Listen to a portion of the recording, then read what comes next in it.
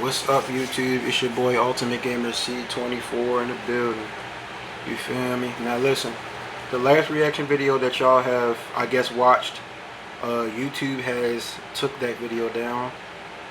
They removed it because they was claiming me of harassing, but I'm gonna get to the bottom of that later. But today, that's not what we're talking about. Today, I want to let y'all know that it's almost Thanksgiving, and you feel me? Almost Thanksgiving. And you know, I'm going home tomorrow for Thanksgiving. Obviously, I'm gonna about to eat some good food and things like that. But I came across this video on my For You page, 3 True Thanksgiving Horror Stories Animated. I mean, look, it's not Thanksgiving yet. Hopefully this video doesn't ruin Thanksgiving. I'm pretty sure, I could tell by the thumbnail it's gonna ruin it, but I don't know.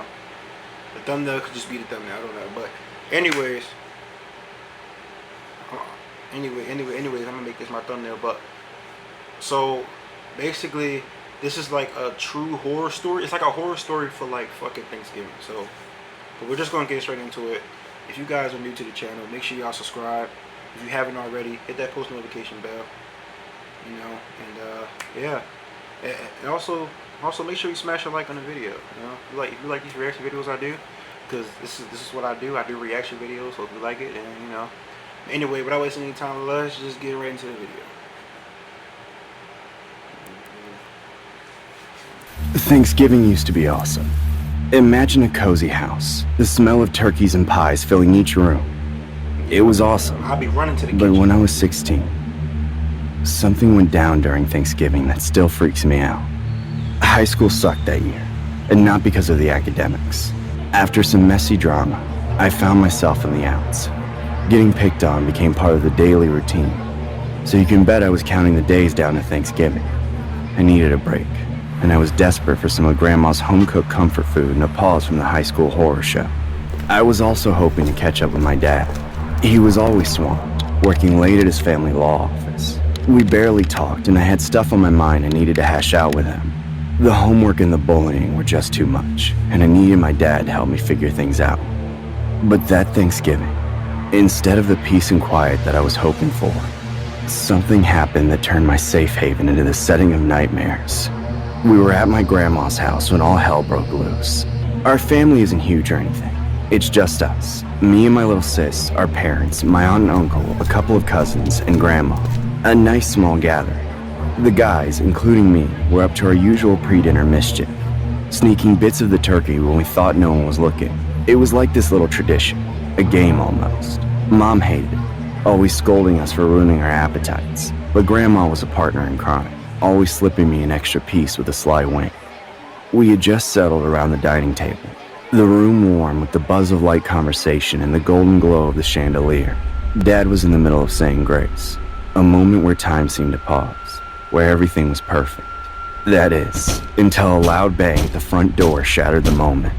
Dad's prayer got cut off. He wrapped it up with a quick, "Amen." I guess he didn't want to leave God hanging. He and my uncle bolted to the living room window next to the front door to check out the commotion. A guy was outside, losing his mind, waving a baseball bat around like a madman. Come out, you coward! You think you can do this to me and get away with it? Where is she? I'd never seen Dad so pale. The room was so quiet you could hear a pin drop. Every one of us was holding our breath, waiting for what would happen next. Bang! Bang! The sharp, piercing noise of the bat against the front door echoed through the house again, each strike accompanied by the man's wild screams of frustration. Just when it felt like the door would give in, just when the terror reached its peak, the banging stopped. We watched him storm off to his car, the night swallowing him whole.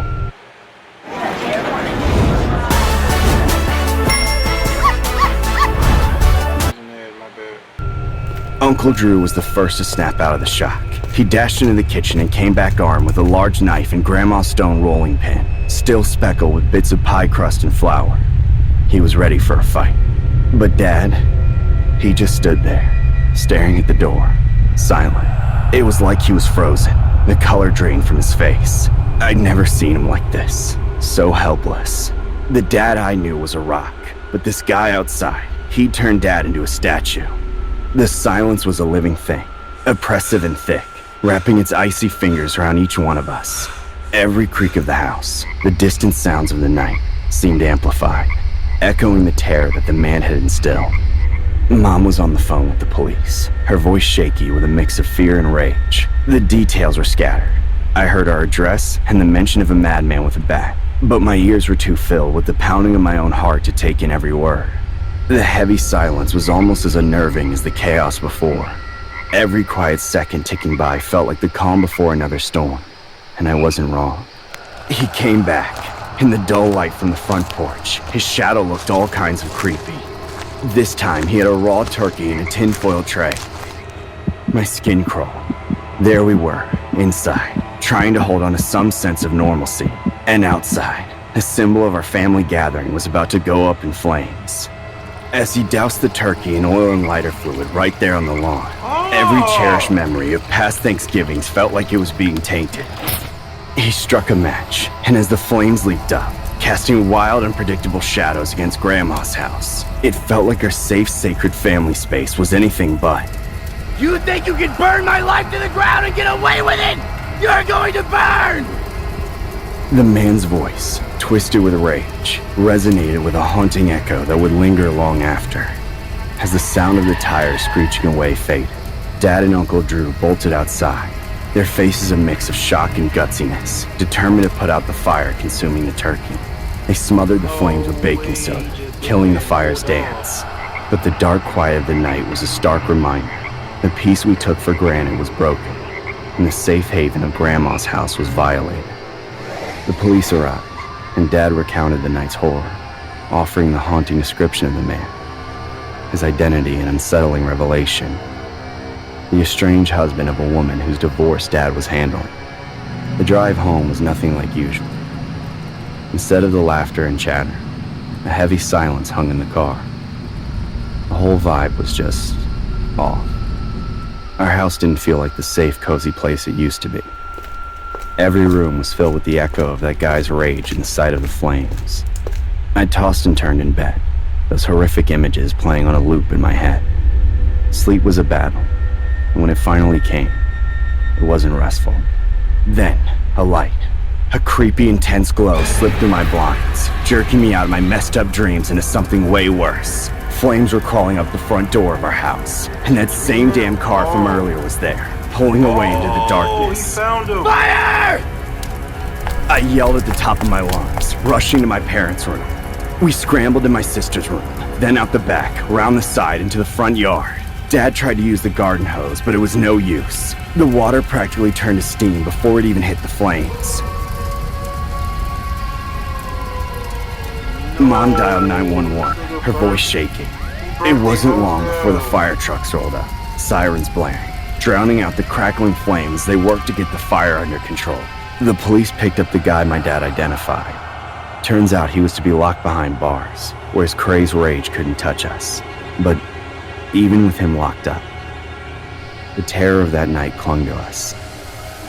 Even now, sleep is fleeting. Often I'll wake up to this eerie glow outside my window.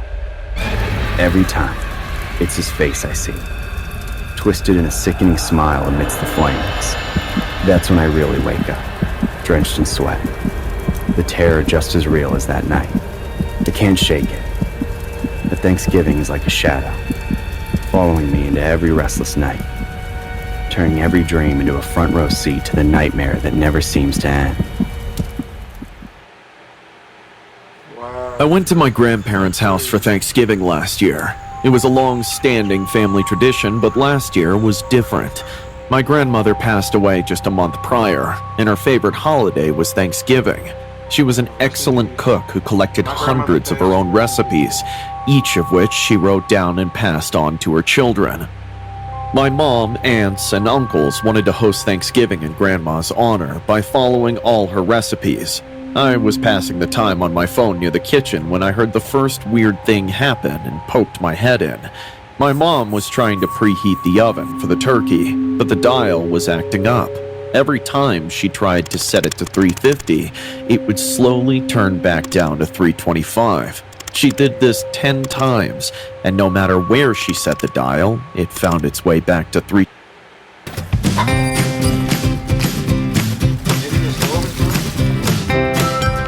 I mean, I couldn't. 325. That's when she checked the recipe again and realized she had made a mistake reading it. She thought the right temperature was 350, but Grandma specifically wrote down 325.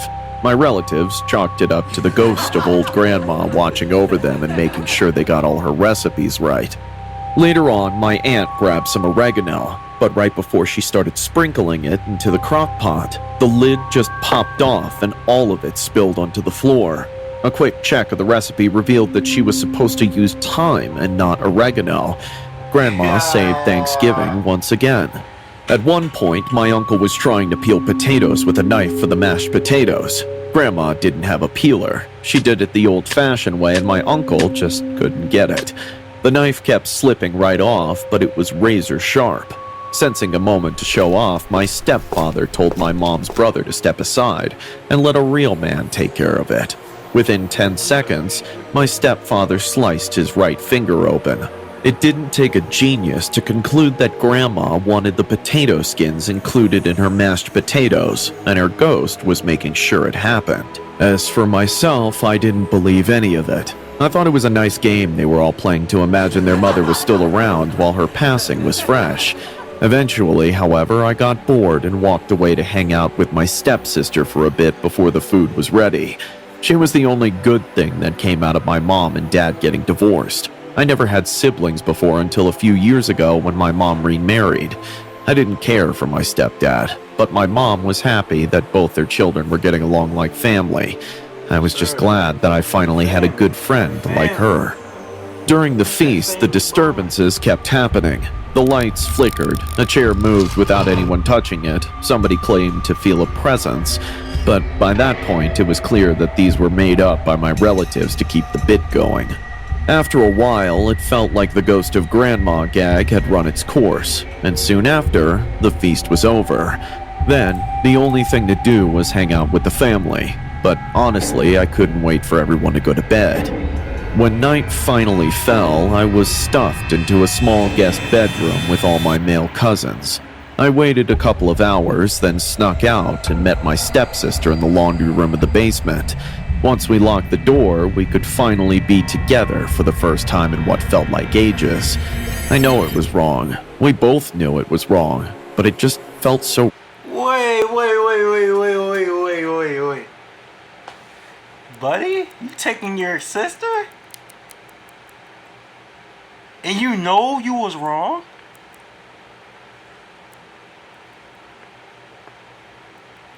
That's tough. Right to hold her hand and to hug her and never let go. I've been waiting to do that again for so long. Me too. Do you think anybody heard you sneak out? No. What about you? Nope. Good. Yeah, that's good. We leaned in for a kiss, but then we were less than an inch from each other when out of nowhere the washer and dryer turned on. We both freaked out, but that was only the beginning. The spinning in the machines quickly turned violent, causing them to shake around like crazy. Seconds later, the dryer burst into flames right before our eyes. I tried to look for a fire extinguisher or something to put out the fire, but I couldn't find anything. When I looked back, the inferno was already shooting up to the ceiling and scorching it. By then, it became obvious that it was time to go. We ran to the door and unlocked it, but when I tried to open it, I couldn't. It was stuck somehow. My stepsister couldn't get it open either. It was like another invisible lock had been thrown on the other side. Our last resort was to bang on the door and call for help, screaming and begging for someone to wake up and save us. But the fire was growing fast. Before long, the room was filling up with black smoke, suffocating us. We collapsed to the ground to escape it and kept screaming and banging on the door. The heat was immense. The smoke just got thicker and thicker until I passed out. The last sensation I felt was my body burning. I woke up in a stretcher with an oxygen mask on my face, being wheeled away from the house, which was now engulfed in flames. My stepfather was walking next to me. He was burned, but not as bad as I was. He told me he was the one who found us in the basement and pulled us out moments before it was too late. Then, he told me my grandfather didn't make it out in time. Although, That didn't seem to be the reason he looked so mad at me. Listen to me. I know you didn't start that fire, but I also know it's not a mystery why you two were down there. The whole family knows now. I hope you're ready for that. You should know better than to sin in your grandmother's house when you know she's watching. Once I got out of the hospital, nothing was the same with my family. Now at Wawa, try a toasty, melty, delicious breakfast or lunch panini. Gotta have a Wawa. The Dolphins take on the Jets. Black Friday football. Friday at 1:30 p.m. Eastern. Only on Prime. It's crazy. Alright. Since this is the third story, we're gonna save this for we're gonna save this story for last. Yeah, I know. Y'all gonna get mad. You're like, why don't you just react to it, you know? But you know, I'm kinda a little tired. I know it's like only 5:32, but you know, I gotta go do something. I gotta go help my mom out. She just called me, so give me a second. So yeah, I'm gonna end it here. Make sure you guys subscribe to the channel, man. Hit that post notification bell so you didn't miss something big on my channel. Also smash the like button if you enjoy these videos, man. Anyway, it's your boy Ultimate Gamer Z24, and we out, man.